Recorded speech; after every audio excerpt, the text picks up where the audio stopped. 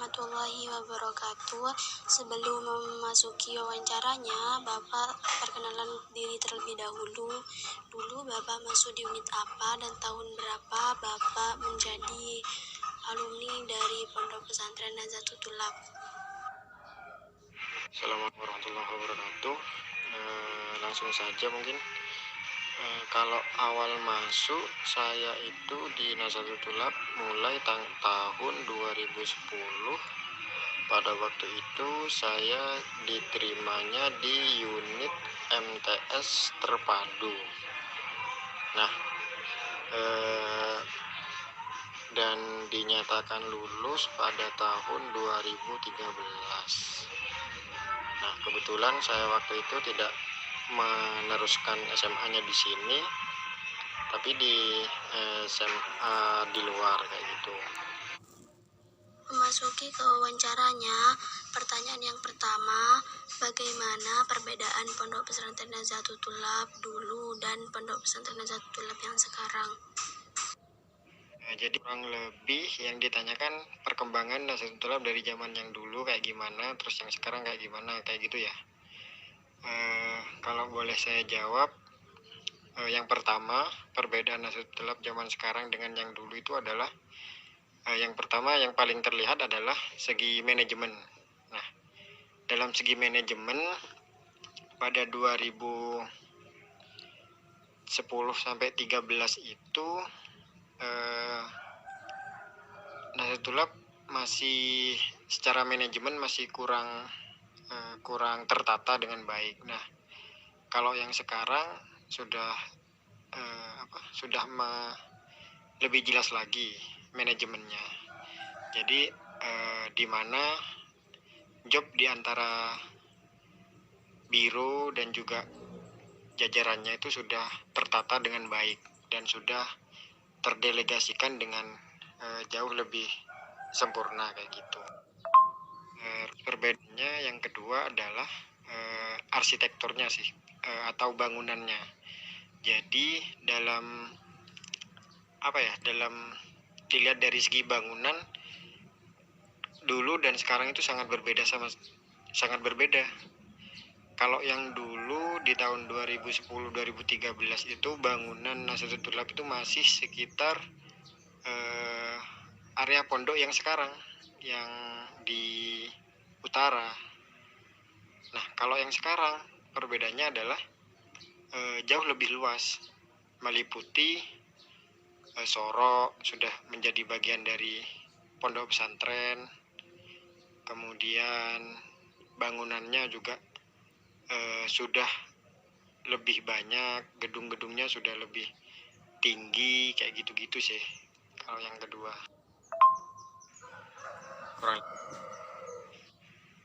Yang ketiga, perbedaannya dari segi kurikulum atau kegiatan pondok pesantren dalam seharinya kayak gitu.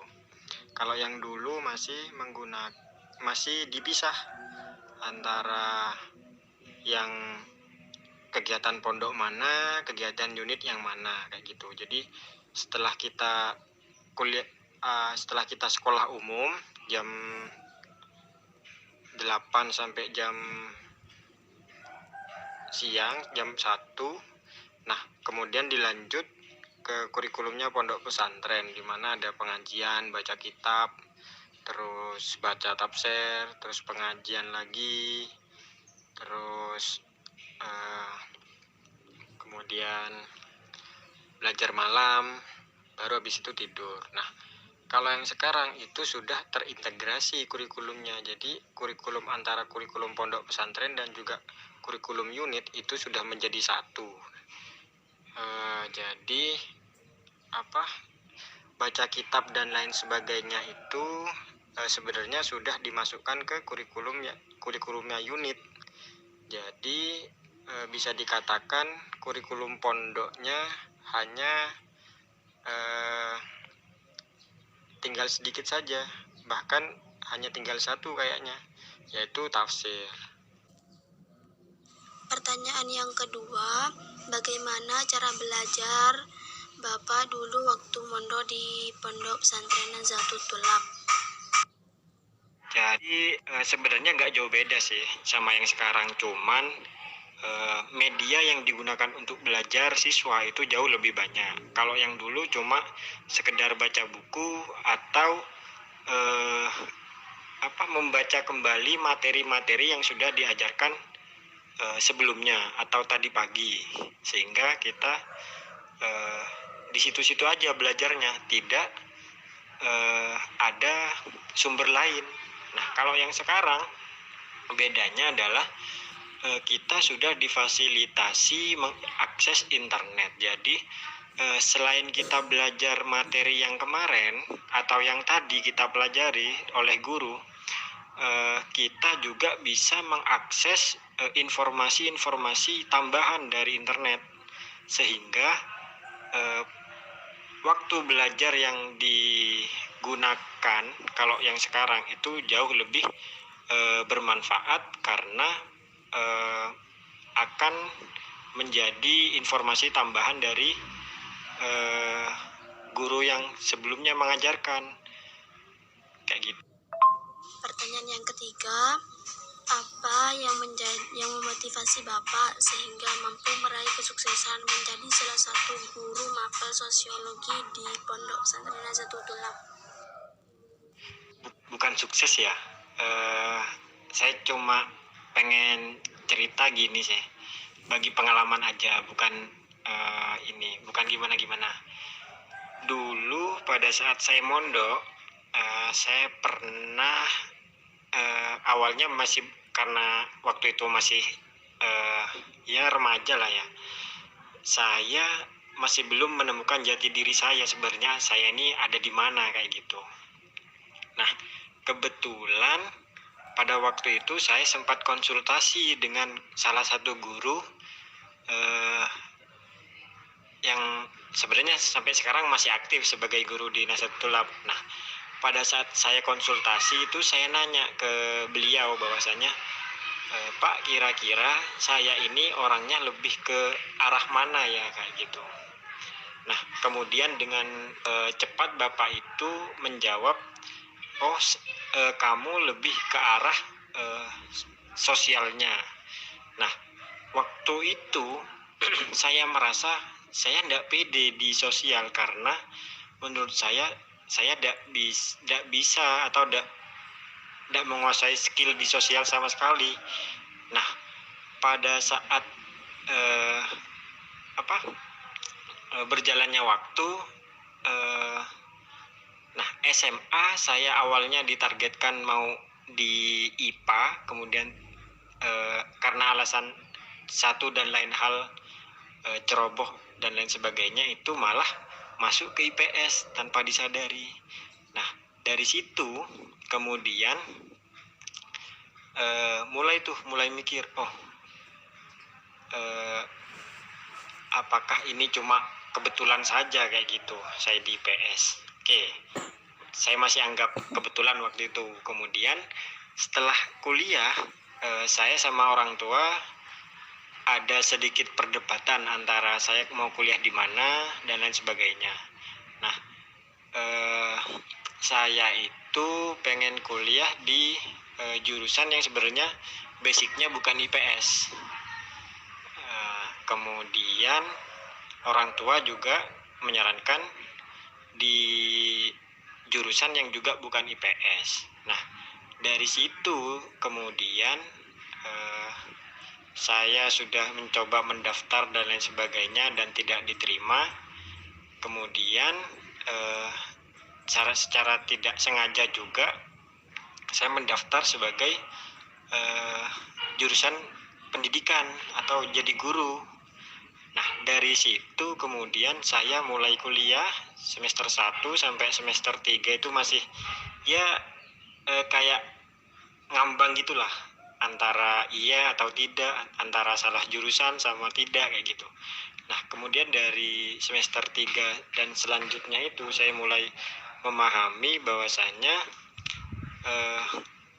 jurusan yang saya ambil ini harus saya tekuni kayak gitu. Bagaimana caranya saya kuliah di sini tidak sia-sia, itu awalnya. Yang kedua, agar orang tua saya tidak tidak merasa rugi juga. Nah, kemudian saya tekuni tuh dunia pendidikan. Nah, setelah lulus kemudian saya mendaftar di pondok pesantren, dan juga kebetulan ada satu mata pelajaran sosiologi yang tidak ada gurunya. Nah, kemudian saya menjadilah guru di sini. Nah,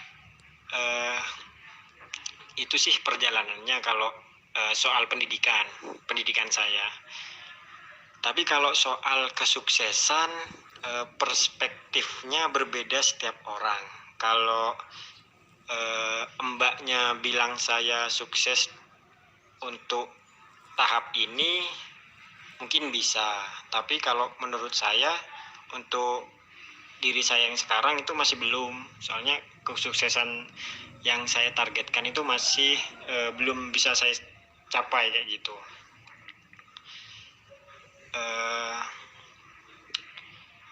Intinya saya mulai sadar bahwasanya profesi guru itu sebuah profesi yang sebenarnya tugas yang diberikan oleh tugas yang diberikan kepada guru itu sangat besar sekali. Kalau bisa diibaratkan, tugasnya banyak atau targetnya banyak, mencerdaskan generasi bangsa kayak gitu. Dan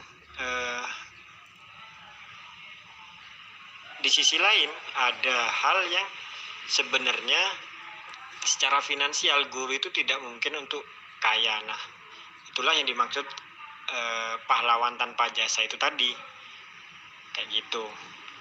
Dari situlah mulai saya tekuni dunia pendidikan, saya fokuskan, dan juga hitung-hitung ngabdi juga sih di sini kayak gitu. Pertanyaan yang terakhir, maukah Bapak berbagi beberapa tips tentang kunci kesuksesan menurut Bapak? Beberapa hal yang bisa saya share atau bagikan kepada pembaca tugasmu ini adalah, kalau dilihat dari perjalanan pendidikan saya,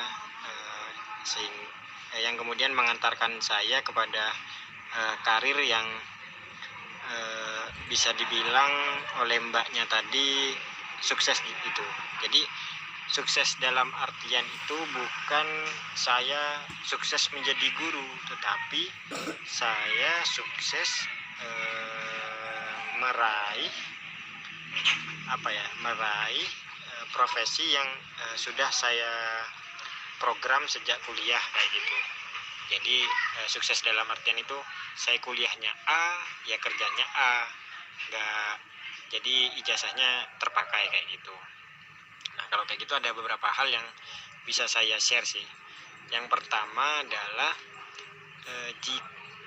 yang perlu kita sadari adalah tidak semua hal di dunia ini sama dengan apa yang kita harapkan atau apa yang kita inginkan. Jadi jika dalam perjalanan hidup itu ada hal yang tidak sama dengan yang kita harapkan, itu coba kita komunikasikan lagi dengan Sang Maha Pencipta. Kita serahkan, lalu kita jalani dengan sungguh-sungguh seperti itu. Itu yang pertama. Yang kedua,